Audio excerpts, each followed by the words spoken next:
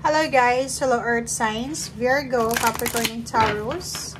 Welcome dito sa aking channel, Kapalaran 888. Welcome. Alamin natin kung anong messages, vibration, gabay energy para sa inyong lahat. Ito ay general reading para sa lahat ng Earth Signs, Virgo, Capricorn, and Taurus. Lunes ito guys. So, meron ko ditong 6 cards na lumabas. Oh, marami, hindi 6. Okay, 6 siya. Sorry. Okay, tingnan mo. Number 9, number 5, number 3, number 18, 17, 27. Ito is 9, 8, 9, 99, 3, 5, 9. So, 1, 2, 3. 3 na 9, 999. Okay? So, sinasabi ng baraha mo sa'yo dito, Earth Signs, na may pagbabago, may change na paparating sa buhay mo. Okay? So, pwedeng expected or unexpected na pagbabago ito na minamanifest mo. Okay? So, etong change na to is 4 pala yung 9 mo eh. Diba? 9 3 lang pala. Sorry. Kilo tayo sa pagbibilang. Okay, eto. Earth Signs. Parang nakikita natin na may pagtatapos ng isang tagal, napakalawak na karmic cycle or chapter sa buhay mo. So, marami kang mga lessons na dala-dala dito. Tingnan mo. Itong change na to eh. You've learned your lessons. Okay? And sa ngayon, ready ka na para mag-move on. Or ready ka na para i-share yung mga lessons na yan or experiences sa ibang tao. Okay? So, nakikita natin dito na etong pagbabagong ito is kailangan mong tanggapin. Okay? So, ano man itong pagbabago na nangyayari sa buhay mo, physical mo, emotional, around you, kung ano man itong nangyayari, tanggapin natin. Kasi, parang ito yung simula ng, parang pinapakita sa'yo ng universe kung ano yung life purpose mo dito sa mundong ibabaw. Okay? So, oras na para i-align mo yung sarili mo sa kung ano yung gustong gawin or anong tawag dito? Gustong maging role mo dito sa mundo. Okay? Ibig sabihin, i-connect natin yung ating puso sa ating isip, emosyon, isip, para synchronize yung puso at isip natin. And makinig tayo sa sinasabi ng ating intuition. And let go mo rin lahat ng mga bagay-bagay na nagpapahirap sa'yo. Okay? Let go yung bagay na hindi na para sa'yo. Okay? Like travel ito, diba? Kung ikaw ay magta-travel, travel light. Huwag mong dadalhin yung mga bagahe na hindi mo naman kailangan. So, ito yung phase sa buhay mo na isang positibong pagtatapos. And bigyan mo ng space yung new beginnings. Okay? Ihanda mo yung sarili mo para sa new horizon. So, nakikita ko sa'yo dito, sobrang prosperous yung pupuntahan mo. Okay? So, yun, may mga, kung makikita mo dito, may unexpected income tsaka child, merong mga pinto na posibleng magsasara sa buhay mo, and marami din ng mga blessings, hindi lang pinto, kundi gate ang magbubukas para sa'yo, na pwedeng magdala sa'yo ng pagbabago, mapa-relationship, mapa-financial, or pwedeng, eto na yung talagang nakatadhana sa'yo. Okay, so yun, unang-una dito na pwedeng dumating sa'yo this April, na parang gumaganon sa itaas mo, di ba? Isang good fortune, good luck na pwedeng umaaligid sa buhay mo is yung unexpected na money. Unexpected money, unexpected income, or pwedeng baby, di ba? So, if you're expecting a baby or not expecting a baby, contraception ang kailangan kung ayaw mo ng baby.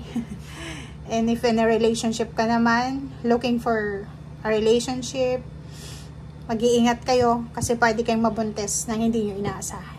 Okay? Etong unexpected income, tapos itong gift na to, parang pareho lang sila. Pero, eto pera. Eto, like eto, regalo. Regalo sa'yo na hindi mo kailangan mag-exert ng effort. Eto, kailangan mong magtrabaho.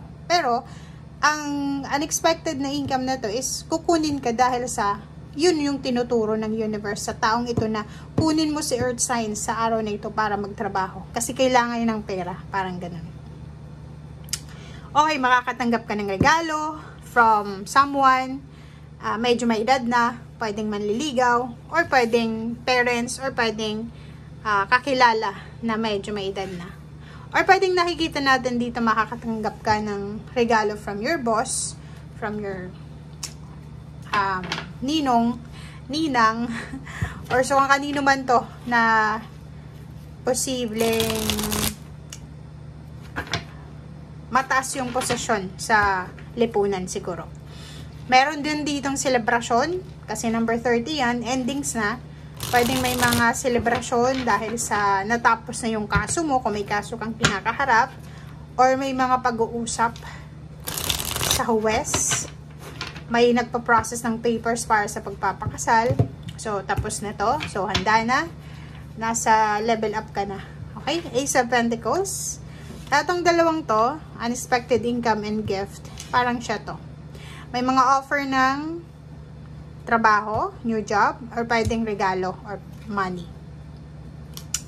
Temperance. Kailangan mo daw ng temperance sa araw na ito. Bakit?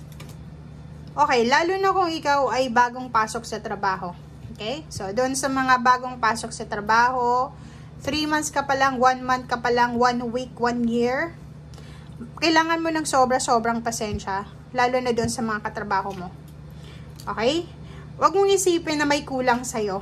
Huwag mong isipin na, halimbawa, feeling mo mas magaling sila sa'yo. Mas magaling sila kasi nauna sila sa'yo. Mas magaling sila kasi mas magaling sila. Parang ganun. Huwag mong iisipan yon kasi walang mali sa'yo. 'Di ba? Ang magician na to is nagsasabi na lahat ng meron ka, lahat ng meron sila, kaya mo rin. 'Di ba? So, wag kang maging parang mag-self-pity ka na, buti pa sila, ganyan ganito. Wag ganun, okay? Kasi ikaw din yung makaka-resolve ng issue mo na yan eh, 'di ba? Chariot card and Hermit. So, if ever na may travel kang gagawin, may pinag-iisipan kang paglilipat bahay, travel, malapit na to. Okay? So, may victory and success dito na magdadala sa'yo ng peace and harmony. May travel dito na magdadala sa'yo ng peace and harmony. Meron ditong paglilipat ng trabaho, bahay, or kung ano man to na chariot, kasi victory and success yan, na posibleng magdadala ng harmony. So, yon. Iwasan mo sa araw na ito yung pakikipag-away. Okay? Hanapin natin. Kasi hermit na to is pag-isipan mo ng mabuti. Kasi dito sa baraha mong ito, pwede kang makakuha ng kaaway sa trabaho, sa loob ng trabaho. Pwede ka din makakuha ng kaaway sa mga tao sa paligid mo. So, umiwas ka sa 5 of Wands, umiwas ka kasi iti-trigger nila yung emotion mo eh. And magsi-self-pity ka, feeling mo useless ka, hopeless ka. So, papatol ka. So, sinasabi ng barahan ng hermit na bago tayo, like may nagsabi sa'yo na alam mo, hindi ka magaling, alam mo, palagi kang mali, alam mo, ganyan, ganito. Bago ka mag-reply, kailangan mo nang magbilang ng 10, 1 to 10, slowly. And then, tanungin mo yung sarili mo, pag ba nag-reply ako sa kanya, na i-defend ko yung sarili ko, tatanggapin niya ba? Kung hindi yung sagot, huwag ka nang mag-reply. Mas okay na hindi ka nakapaglabas ng sama ng loob mo kaysa nakapaglabas ka ng sama ng loob, maging cause ng mga pag-aaway, maging cause ng mga sipsipan, di ba? Kasi kung nauna sila, pwedeng marami na silang foundation doon, di ba? Kilala na nila yung boss, kilala na nila yung mga taong nauna. So, ingat ka. Ingat ka sa araw na ito. Kahit saan ka man, mag-ingat ka. Okay? Huwag kang makikipag-away. May choice ka naman eh. Diba? O, sinasabi ng baraha sa'yo dito, may choice ka para sumagot or hindi sumagot. May choice ka para patulan kung ano man itong mga misunderstanding or pwedeng pambubuyo ba? Tama ba yun? Okay guys, so thank you for watching and see you again. Bye!